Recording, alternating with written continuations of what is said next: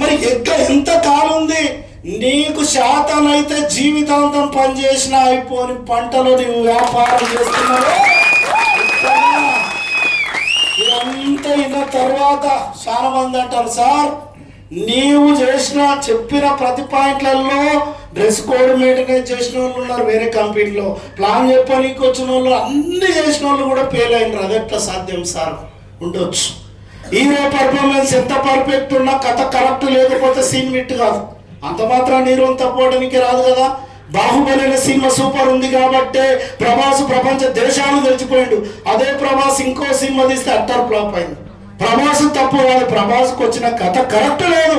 Success అయ్యే లక్షణాలు మీ అందరి లోపల ఉన్నాయి. ఫెయిల్ అయిన మనం ఫీల్ అవుతున్నారు, ఫెయిల్ కాలేదని నేను చెప్తున్నా. కంపెనీ కరెక్ట్ లేనప్పుడు నీవేం చేస్తావు? నీ సీనియర్ కరెక్ట్ లేనప్పుడు నీవేం చేస్తావు? ప్రొడక్ట్ కరెక్ట్ లేనప్పుడు నీవేం చేస్తావు? ఎగ్జామ్లో ఫెయిల్ అయితే మళ్ళీ ట్రై చేయలేదా? జాబ్లో ఫెయిల్ అయితే మళ్ళీ ట్రై చేయలేదా? లవ్లో ఫెయిల్ అయితే పెళ్లి చేసుకోలేదా? లైఫ్లో ఫెయిల్ అయితే ఎందుకు ట్రై చేయకూడదు? ఏ రాజ్యాంగంలో నన్ను రాసిండా?